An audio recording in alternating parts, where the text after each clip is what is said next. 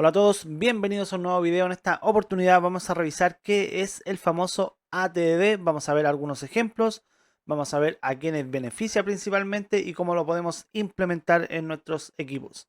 Así que vamos allá. ¿Qué es ATDD? ATDD es una metodología de desarrollo ágil que significa, por las siglas en inglés, desarrollo guiado por pruebas de aceptación. Su objetivo entonces es asegurarse de que el software cumple con los requisitos del usuario antes de empezar a programar o a construir las pruebas. Para ello, los desarrolladores, testers, stakeholders u otros interesados en el equipo por parte de negocio, UX, etcétera, van a trabajar en conjunto para escribir criterios de pruebas de aceptación antes de desarrollar el código. ¿Qué quiere decir todo esto? Lo vamos a ver enseguida con algunos ejemplos. El objetivo principal, sin embargo, de ATD va a ser facilitar el entendimiento de lo que se debe programar, cómo debiese funcionar y qué se espera de aquello que el cliente necesita.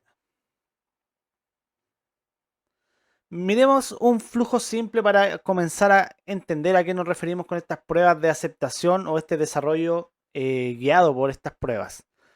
Tenemos una historia de usuario o una tarea. Los que trabajen con agilidad, ¿cierto? Van a entender un poco este concepto de historia de usuario, pero vamos a poder considerarlo de una forma transversal como una tarea de desarrollo. Por ejemplo, crear un formulario de contacto.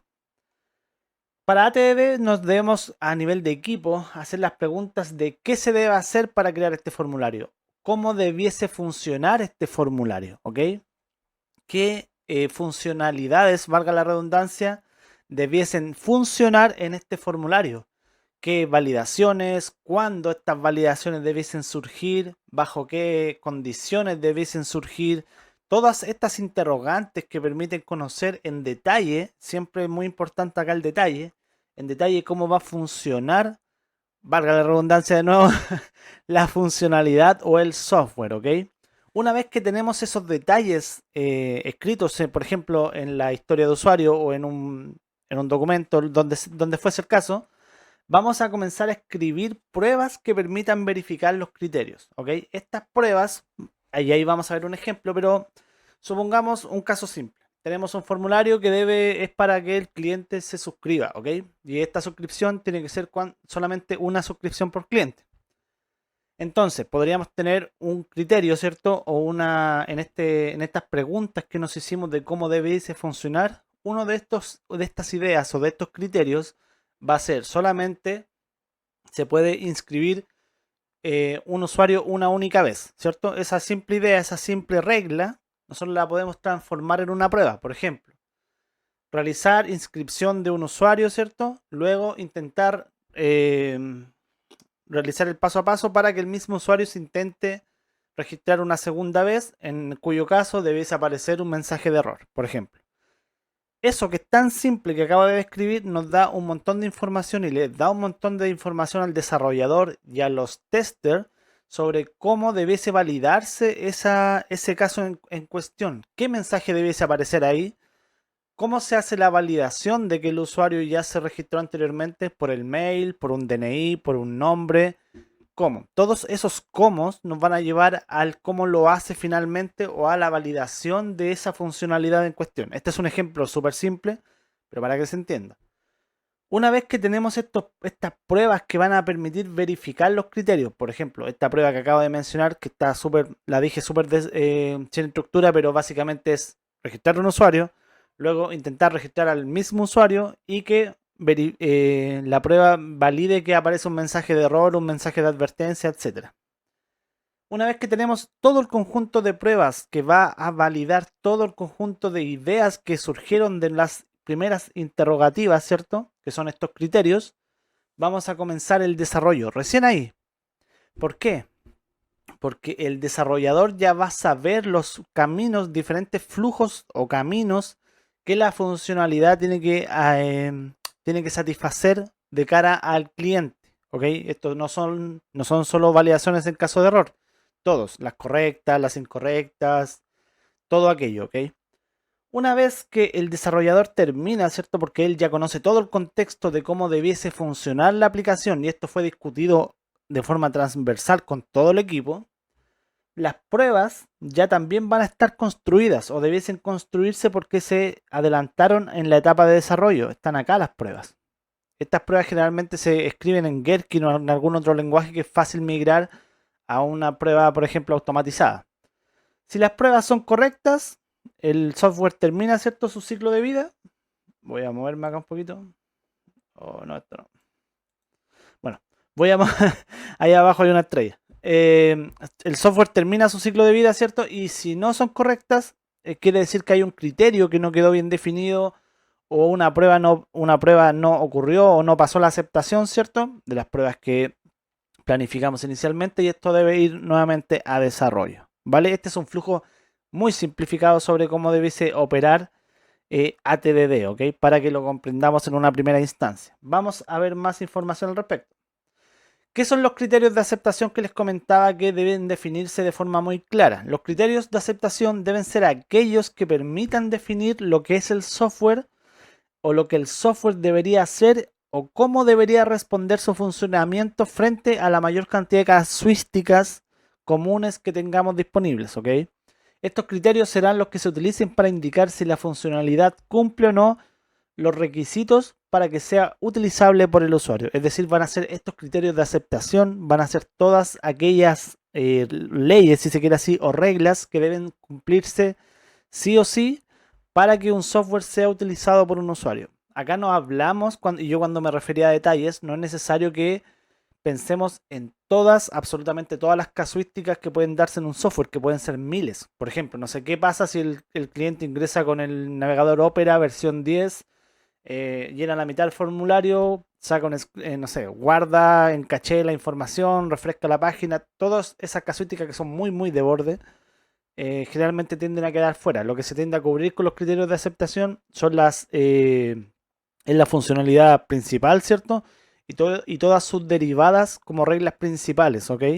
Las mucho más de borde generalmente tienden a quedar un poco fuera, tienden a abarcarse comúnmente por el área de QA, pero sabemos que testear una funcionalidad 100% requiere mucho esfuerzo. Siempre hay casuísticas que quedan de fuera y a lo que voy con esto, cuando hablamos de los criterios de aceptación y del detalle que se debe aplicar a los criterios de aceptación, es siempre pensando en la funcionalidad núcleo, ¿cierto? O en las funcionalidades bases de ese software.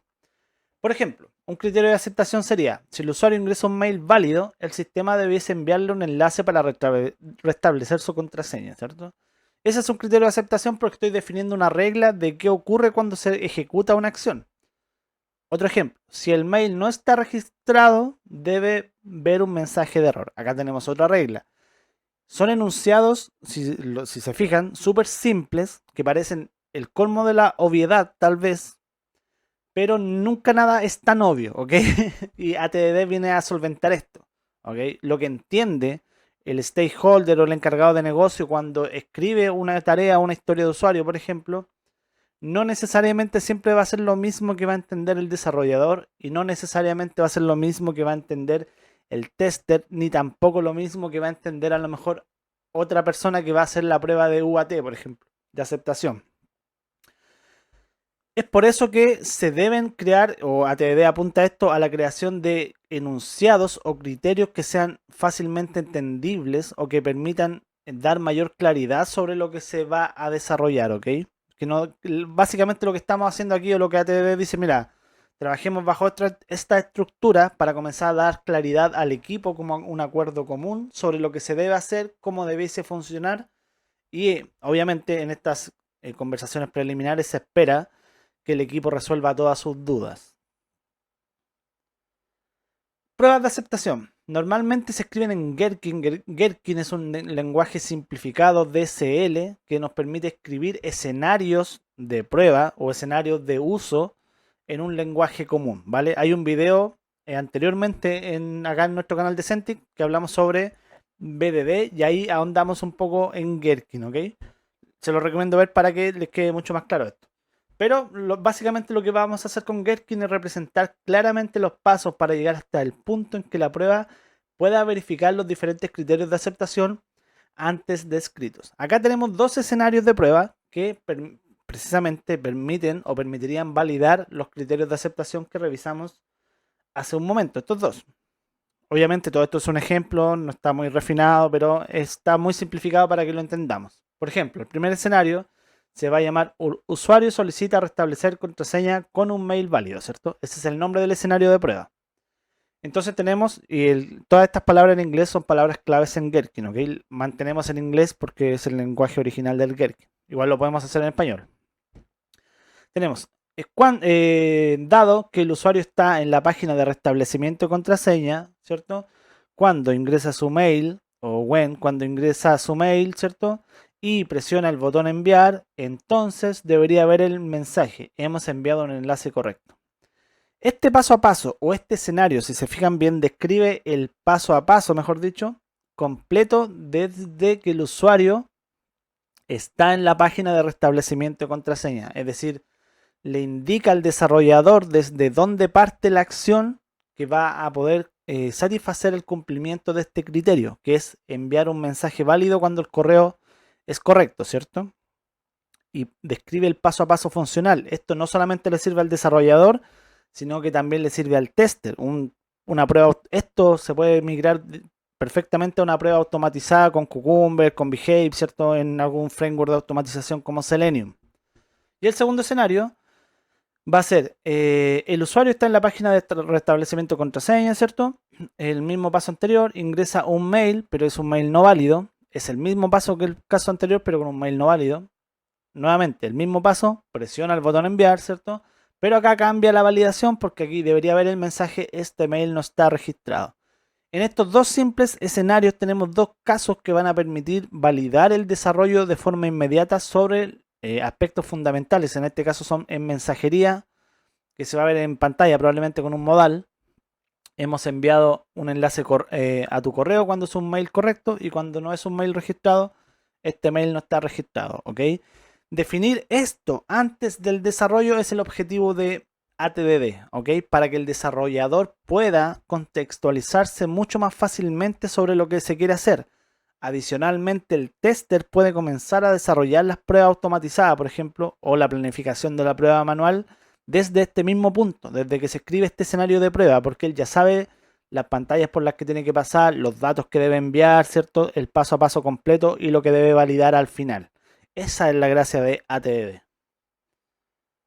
Beneficios para Dev. Entonces, ATDD ayuda a los desarrolladores a saber exactamente qué debe programar, porque las pruebas de aceptación se escriben antes de escribir el código con base en los requisitos de usuario, tal cual acabamos de ver. Evita que programen funcionalidades innecesarias o incorrectas.